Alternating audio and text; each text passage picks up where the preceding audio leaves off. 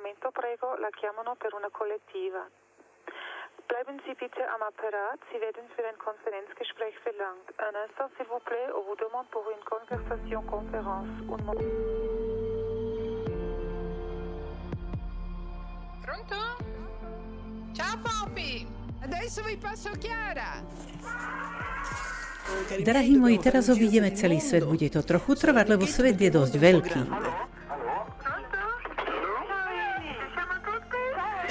Je to telefonická konferencia, na ktorú prinášam silnú duchovnú myšlienku, aby sme ju všetci spoločne žili. Voláme 80 zón a všetci odpovedajú, pýtajú sa, ako sa máš, čo je nové, tak ako v rodine. Je to úžasné.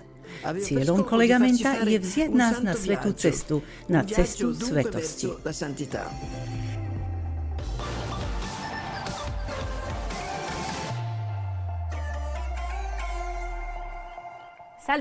Ahojte všetci a vitajte pri novom stretnutí Kolegamenta Hnutia Focolare. Volám sa Tamara, som novinárka z Arezza v Toskánsku. Som vydatá za Francesca a pracujem v medzinárodnej citadele Lopiano ako vedúca komunikačnej kancelárie. Počas posledného roka sme prežívali realitu blízkosti tým, že sme ju deklinovali vo všetkých aspektoch nášho života. Dnes chceme na tejto ceste urobiť ďalší krok. Do jadra tohto stretnutia sa dostaneme tým, že pôjdeme ku koreňom našej spirituality.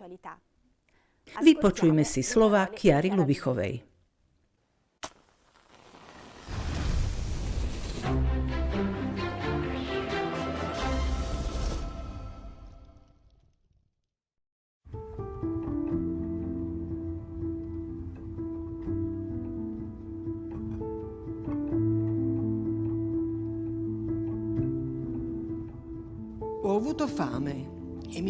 Bol som hladný a dali ste mi jesť. Bol som smedný a dali ste mi piť. Kedy, Pane? Ako ste urobili jednému z týchto mojich najmenších bratov, mne ste to urobili.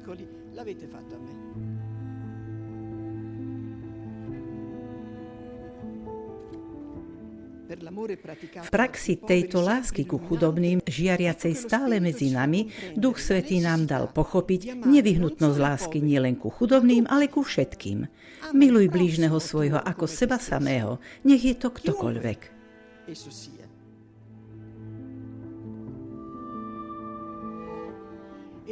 Takto sa zrodila jedna prekrásna myšlienka a s ňou aj rozhodnutie. Premeniť náš každodenný život kontaktom s osobami každého druhu na vejár skutkov materiálneho a duchovného milosrdenstva. Pretože aj tu platí, mne ste to urobili.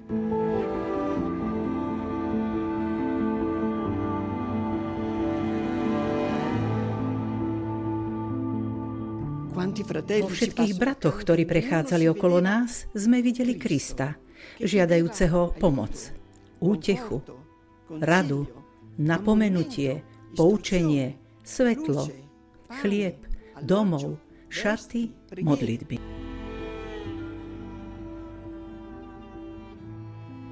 Dúfajme, že Ježiš jedného dňa odpovie každému, keď sa ho bude pýtať: Pane, kedy som ti dal najesť, dal napiť, kedy som ťa utešil? Vždy, keď si to urobil jednému z týchto mojich najmenších bratov, mne si to urobil.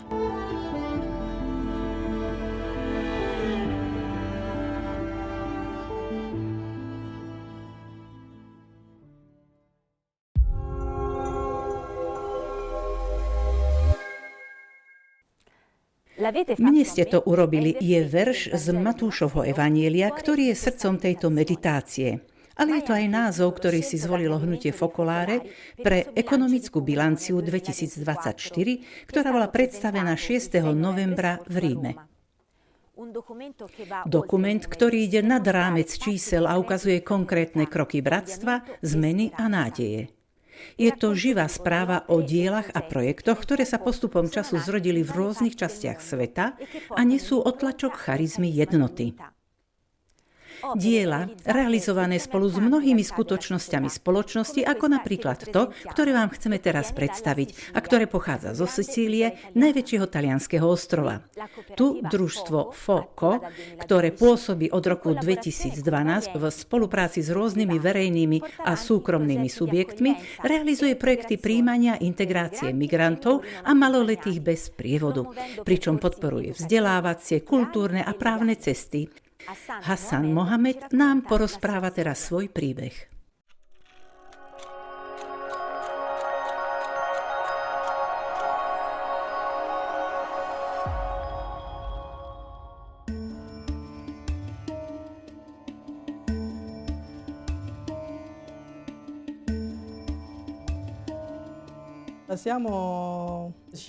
Sme 5 súrodenci, 4 bratia a 1 sestra. Ja som najstarší z nich. V mojej krajine žije veľa ľudí a nájsť si tam prácu je veľmi ťažké.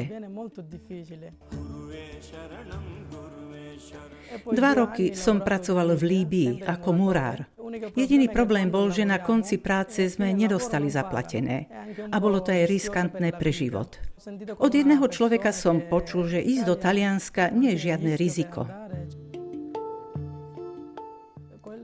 A tak v roku 2021 som sa ocitol na lodi.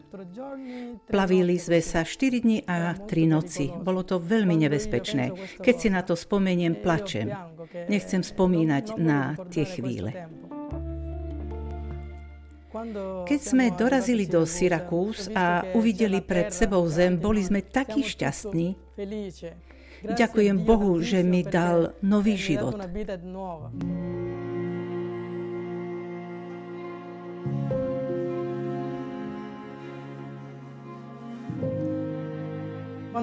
Keď som prišiel sem do Chiaramonte, našiel som družstvo FOCO.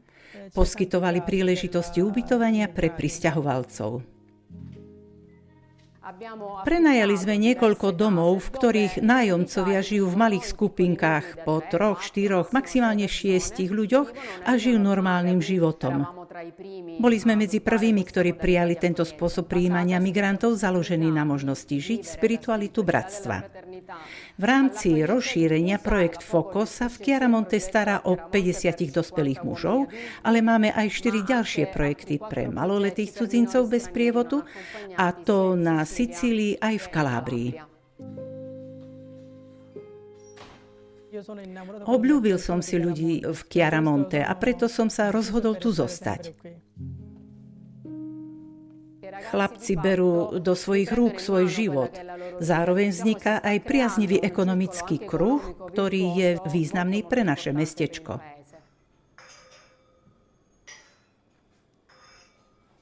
Družstvo FOCO mi pomohlo robiť prácu čašníka.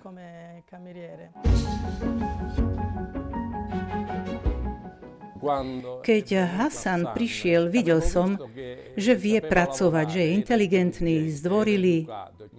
A tak 8. februára 2023 sme ho zamestnali a dostáva aj plat. Naša reštaurácia má v Taliansku svoju históriu. Budúci rok oslávime 130 rokov podnikania. Jedlo, ktoré nás reprezentuje, sú plnené rebierka. To je ikona našej kuchyne. Pracujem tu 3 roky a 3 mesiace. Nepovažujem to len za svoju prácu, ale za svoj domov. A keď môžem, pomáham zase iným, najmä tým, ktorí ešte nevedia dobre po taliansky. Vždy im hovorím, že prvá vec, najdôležitejšia vec je úcta.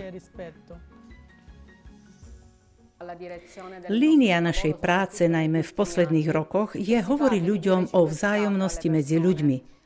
Aby tu neboli ľudia, ktorým máme pomáhať a podobne, ale aby tu bolo stretnutie medzi ľuďmi, ktorí chcú spoločne prispievať k rastu spoločnosti.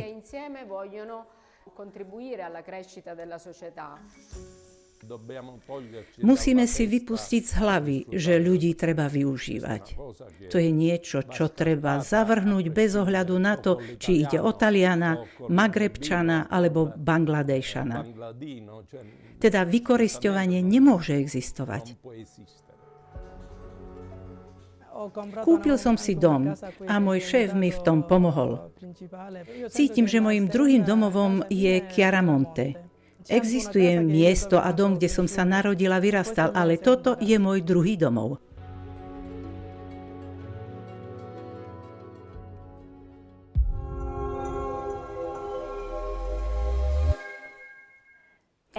To je len jedno z viac ako 100 diel, ktoré nájdete, keď si prelistujete ekonomickú bilanciu 2024. Ak sme vás aspoň trochu zaujali, potom vám zostáva už len jedno. Navštíviť našu webovú stránku focolare.org a tam nájdete bilanciu dostupnú v rôznych jazykoch. Pokračujme v našej ceste o blízkosti a presuňme sa do Ekvádoru. Presnejšie do provincie Esmeralda, kde už roky pôsobí projekt Sunrise, ktorý zapája veľké množstvo ľudí, ale najmä mladých, do špeciálnych ekologických klubov, ale nie len to. Pozrime sa, o čo ide.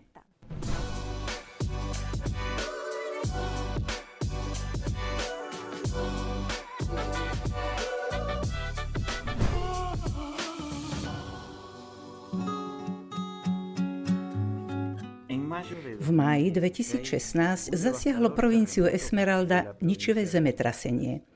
Niektorí fokolárini z Quita začali rýchlo pomáhať.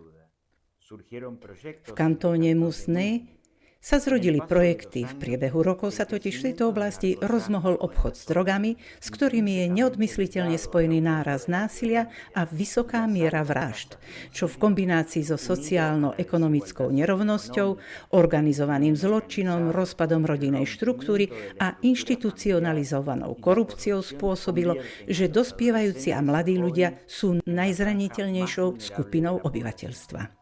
Vzhľadom na tento scenár sa s pomocou AMU zrodili ekologické kluby, do ktorých sa zapojilo viac ako 500 mladých ľudí ako odpoveď na tento problém. Projekt Sunrise je túžbou po osobnom integrálnom raste a snahou rásť ako rodina i komunita.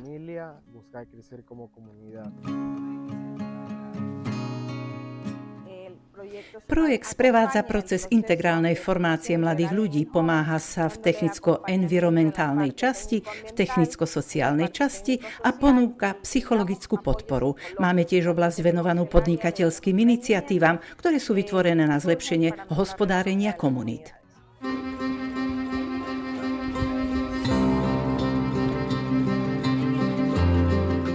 V súčasnosti existuje 12 ekologických klubov, v ktorých sa venujeme nielen starostlivosti a ochrane životného prostredia, ale aj starostlivosti a blaho každého jednotlivca. Pracujeme s ľuďmi na hodnotách, hovorili sme i o nerestiach a cnostiach. Venovali sme sa zalesňovaniu, organizovali sme zbery odpadkov a čistenie pláží, čistili sme komunitné priestory. Poslednou aktivitou bolo čistenie mangrovového porastu. Na začiatku tohto projektu bolo to silné, lebo sme vyzbierali 700-800 kg pevného odpadu. Vidieť, že ľudia v každej z týchto komunít sa stávajú silnejšími. Teraz nazbierame 150 kg, 100 kg. Došlo k veľmi výraznej zmene v každej z týchto komunít.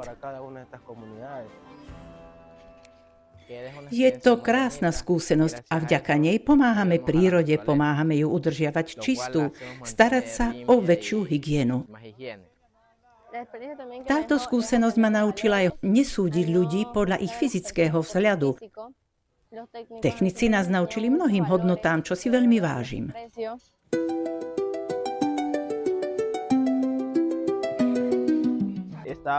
Pracujeme na ochrane životného prostredia, na zvyšovaní povedomia našej spoločnosti a v tejto súvislosti sme videli potrebu vytvoriť pracovné príležitosti pre mladých ľudí, aby pochopili a poznali to, čo tu máme a čo sme.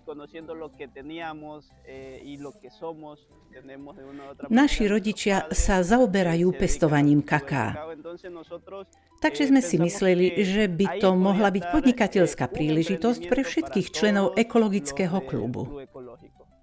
Naša práca je zameraná na spracovanie a výrobu ekologickej čokolády, čo má pozitívny vplyv na životné prostredie pre všetkých. V mojom živote sa stala jedna veľmi škaredá vec, kvôli ktorej som si povedal dosť, už to je koniec. Ale vďaka tým, ktorí pracujú so Sunrise, ktorí prišli za mnou domov a zaujímali sa, čo sa so mnou deje, podali mi pomocnú ruku, dodali mi silu ísť ďalej, za čo som im veľmi vďačná. Bola to najväčšia premena v mojom živote, je to určité predtým a potom. Cítim, že som dostal nový impuls, že inak uvažujem, inak plánujem. Našiel som zmysel života. Los clubes ecológicos son una idea simple. Ekokluby sú jednoduchou myšlienkou, ktorou môžeme veľa dosiahnuť. Viesť chlapcov a dievčatá, aby hľadeli ponad hranice svojich ťažkostí a vo svojich komunitách našli nový zmysel života.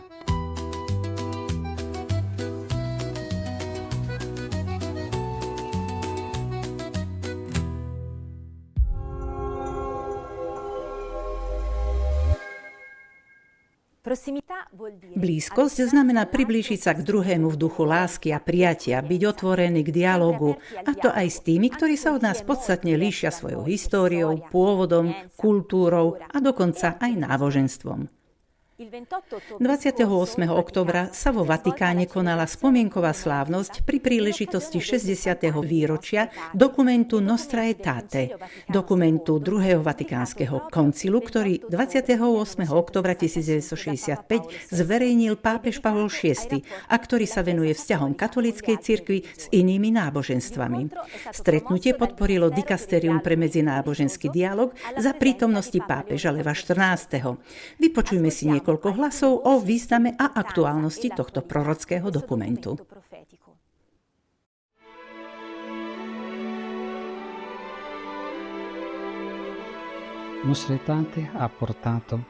Nostra Aetate priniesla pred 60 rokmi vtedajšiemu svetu nádej, pretože chýbala nádej.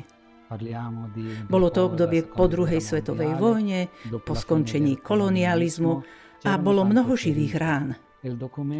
Dokument hovorí, že sme bratia a sestry, že patríme do tej istej ľudskej rodiny, pretože Boh je otcom všetkých.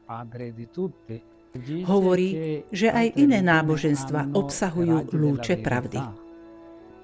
Ak myslíme na Nostra Aetate, nezáleží na tom, či to bolo pred 60 rokmi. Je to jednoducho referenčný bod v spôsobe, akým sa navzájom pozdravujeme. Vyzýva nás, aby sme si navzájom podali ruku a podanie ruky v láske nikdy nevyjde z módy.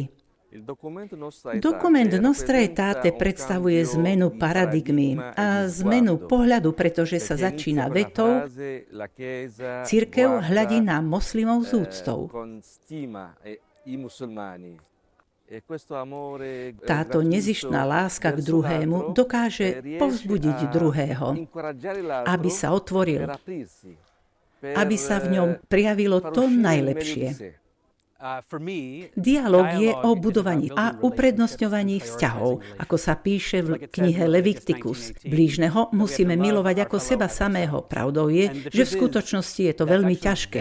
Ale keby to nebolo ťažké, Leviticus by to nepovedal, Ježiš by to nepovedal. Každý človek na tejto planéte je tu na to, aby bol milovaný a aby sa mu pomáhalo. A nové mladé generácie sa musia naučiť, čo znamená dialóg. Týmto mladým ľuďom hovorím jednoducho: sa stretávajte s inými ľuďmi, cestujte, učte sa jazyky, získajte konkrétnu skúsenosť s dialogom.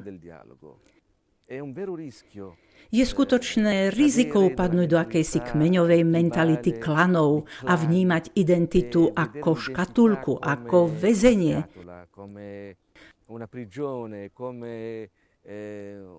Akoby byť fanúšikom jediného športového klubu.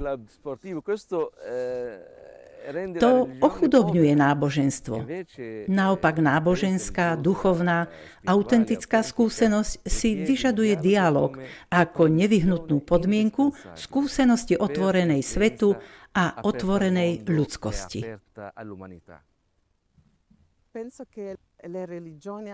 Myslím si, že náboženstvá majú práve teraz dôležitú úlohu.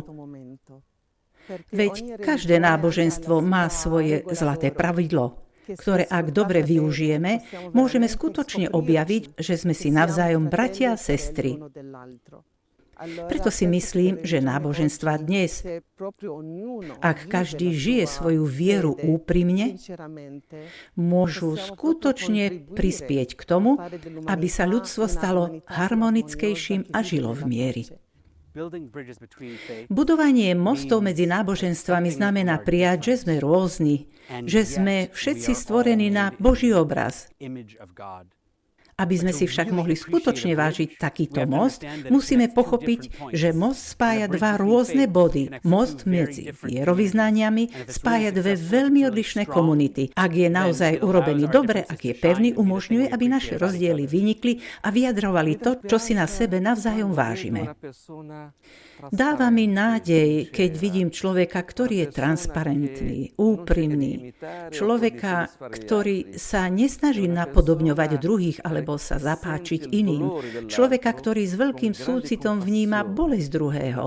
Človeka, ktorý nemôže spať, pretože jeho blížny trpí. To, čo ma desí, je ľahostajnosť, nevšímavosť voči bolesti druhých. Ak teda trpíme s druhými, ak sme schopní v tej chvíli plakať s druhými, zajtra budeme môcť spolu s nimi oslavovať.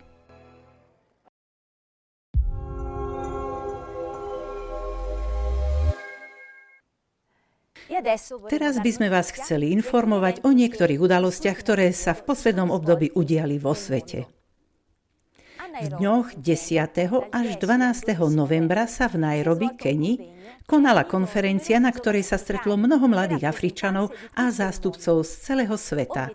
Cieľom bolo vytvoriť sieť na miestnej i medzinárodnej úrovni na podporu kultúry mieru, založenej na zodpovednosti, spolupráci a prínose mladej generácie. Chelsea z Nairobi nám porozpráva, ako to prebiehalo. Volám sa Chelsea a som z Kene. Mala som to potešenie patriť do organizačného výboru podujatia. Mesto, komunita, starostlivosť, mládež v akcii za udržateľný mier, ktoré sa konalo v mojom meste Nairobi, tu v Keni, pri príležitosti 80. výročia založenia OSN. Byť súčasťou tímu, ktorý toto podujatie organizoval, bolo pre mňa zaujímavé a inšpirujúce.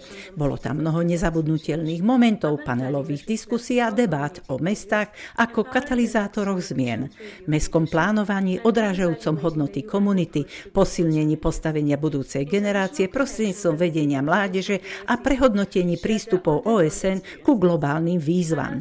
O svojej skúsenosti sa podelili zástupcovia medzinárodných organizácií a miest. Pri okrúhlych stoloch sa stretli odborníci s cieľom vytvoriť zmysluplný dialog. Na základe participatívneho prístupu bola vypracovaná charta záväzkov premiér, spravodlivosť a posilnenie postavenia mládeže. Tento dokument je veľkým úspechom, pretože predstavuje hlas mladých Afričanov a zmenu, ktorú chcú vidieť vo svete. Dúfame, že bude obnoveným záväzkom, keď budeme spoločne pracovať v tomto procese spolupráce. Ako pri každom veľkom projekte, aj tu sme sa stretli s ťažkosťami. Skúsenosť silnej medzinárodnej spolupráce a spolupráca pri spustení úspešného podujatia z Afriky do zvyšku sveta nám pripomenuli, čo sa dá dosiahnuť, keď sme zjednotení. V dňoch 28. až 30. novembra sa v centre Mariapoli v Castel Gandolfe konalo podujatie Reštart hospodárstva, ktoré podporila Františkova ekonomika. Približne 600 mladých ľudí zo 66 krajín sa stretlo pri príležitosti jubilea a 800. výročia piesne stvorenia, aby viedli dialog s teológmi, akademikmi rôznych odborov, podnikateľmi, aktivistami a umelcami o niektorých najpálčivejších otázkach súčasnej doby, počnúť s naším spôsobom výroby, spotreby a obývania sveta. Vianoce sa blížia. V tomto období sa tisíce detí Gen 4 z hnutia Focolare na mnohých miestach sveta zapájajú do iniciatívy Vyhostili Ježiša. Keď sa Chiara Lubichová ocitla v jednom veľkom európskom meste slávnostne vyzdobenom na vianočné obdobie, bola zarazená neprítomnosťou zmienky o primárnom význame Vianoc. Preto vyzvala všetkých, najmä deti, aby vrátili Ježiša do centra sviatkov. Odvtedy si túto výzvu osvojili Gen 4 po celom svete. Ako? Nechajme ich vyrozprávať svoj príbeh.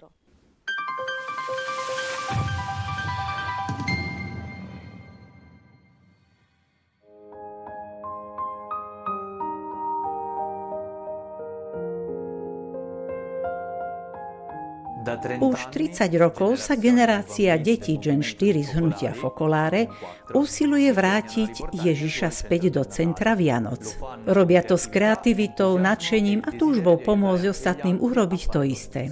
Projekt, ktorý každoročne realizujú, sa volá Vyhostili Ježiša. Mária a Jozef hľadali miesto, kde by sa im narodil Ježiš, ale v Betleme ho nemohli nájsť.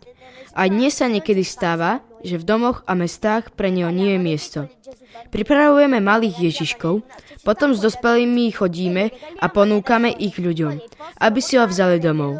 Niekedy nám dajú aj peniaze a za tieto peniaze spolu s peniazmi od Gen 4 z celého sveta pomáhame deťom, ktoré žijú vo vojnových krajinách alebo ktoré majú problémy. Tu sú dve skúsenosti. Prvá je z Guatemaly, krajiny v Strednej Amerike. Od jedného, kto pracuje tu v centre Mariapoli v Guatemale, sme sa dozvedeli, že pozná veľmi chudobnú rodinu. Mamička im zomrela pri nehode a zanechala 7 malých detí. Z projektu Vyhostili Ježiša sme dostali finančnú pomoc a nakúpili sme im potraviny. Vajcia, mlieko a polievku. Deti teraz žijú so svojou babičkou. Keď dostali túto pomoc, veľmi sa potešili. Na chvíľu pocítili, že nie sú sami, že mnoho detí na celom svete robí malé veci, aby im pomohli. Chceme však urobiť všetko, čo je možné, aby sme v tom pokračovali so všetkými Gen 4 na svete. Ďakujeme. Druhá krásna skúsenosť je z Burkina Faso v Afrike. Poslali nám toto video. Pracujem v materskej škole Focolare. Nedávno som sa zoznámila s mamou dievčatka, ktoré navštevoval našu školu v roku 2022. Vedela som, že táto mama mala pred niekoľkými rokmi i dvojčatá. Povedala som jej, že by bolo pekné, keby sme ich mohli zapísať do školy, ale ona mi vysvetlila, že ich ekonomická situácia je veľmi ťažká. Po návrate do Focolare som o tom povedala ostatným focolárinkám. Začali sme sa modliť za prozreteľnosť pre túto rodinu. O 2 dní neskôr Centrum Gen 4 prostredníctvom projektu Vyhostili Ježiša poslalo škole ekonomický príspevok. Bolo to skutočné prekvapenie. Cítila som to ako odpoveď od Boha. Hneď som šla za týmito deťmi domov a povedala to ich rodičom. Veľmi sa pomoci potešili a na druhý deň deti začali chodiť do školy. Gen 4 na celom svete majú veľa takých skúseností. Chceme v tom pokračovať a celý rok spoločne pomáhať tým, ktorí to potrebujú. Pomáhajme druhým a pamätajme, že Ježiš je najdôležitejší na Vianoce a vždycky.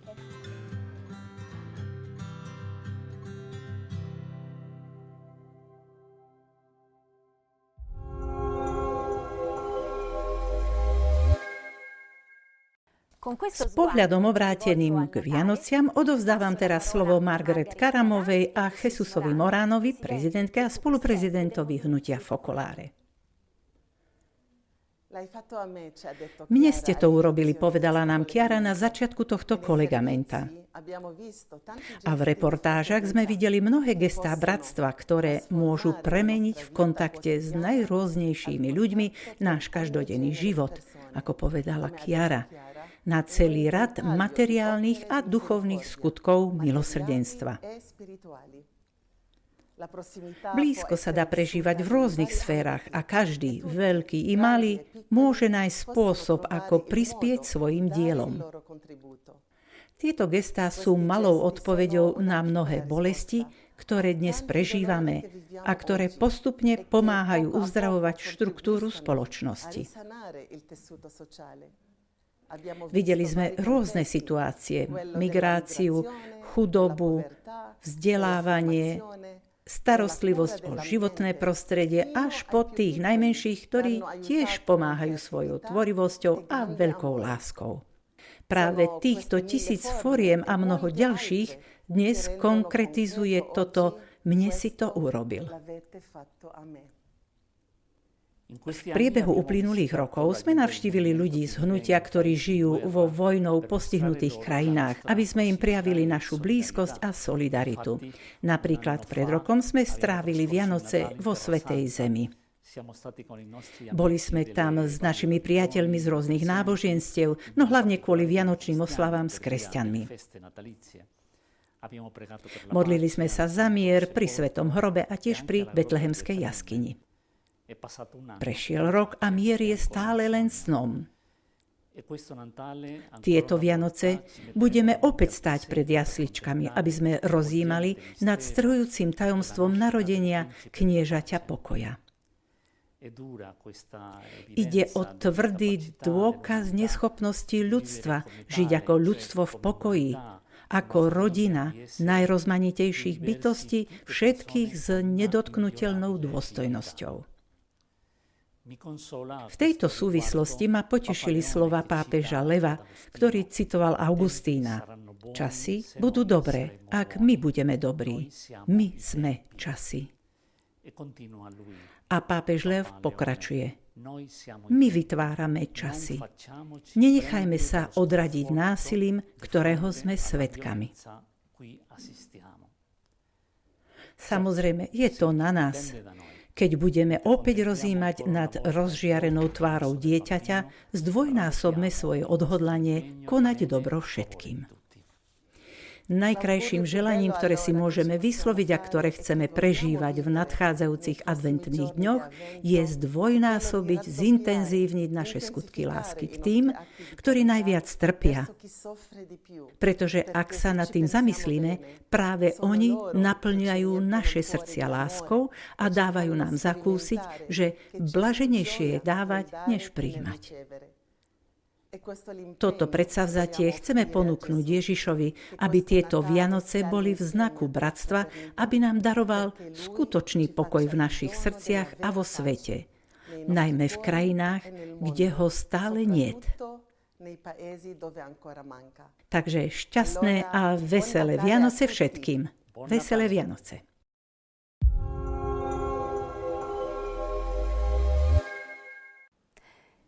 Takmer sme na konci nášho kolegamenta. Najprv by sme však chceli pozdraviť všetkých, čo nás sledovali na celom svete, najmä z talianskeho mesta Ascoli Piceno, kde sa koná podujatie pri príležitosti 50. výročia diecézneho hnutia venované jeho prínosu pre cirkev a spoločnosť. A teraz sme naozaj na konci. Budúce kolegamento, poznačte si, bude v nedeľu 22. marca 2026 o 20. hodine. Áno, tušíte správne, deň po skončení generálneho zhromaždenia hnutia Focolare. Bude to špeciálne vydanie venované zhromaždeniu, z ktorého vzídu usmernenia na nasledujúcich 5 rokov a vyberú sa noví predstavitelia Focolare. Lúčim sa s vami a prajem vám pokojné Vianoce. Rozlúčime sa s piesňou Porozprávam ti príbeh od talianskej skupiny S1.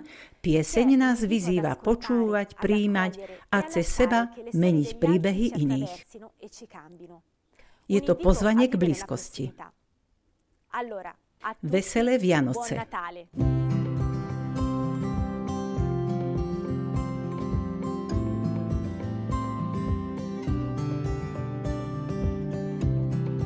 Faccio a starti più vicino e a capire bene il tuo cammino. Se perdo tutto il tempo a giudicare, a credere di essere già all'arrivo e non penso ci sia differenza, anche se siamo ad ore di distanza, anche se fingo di aver visto tutto, alla fine non è mai abbastanza.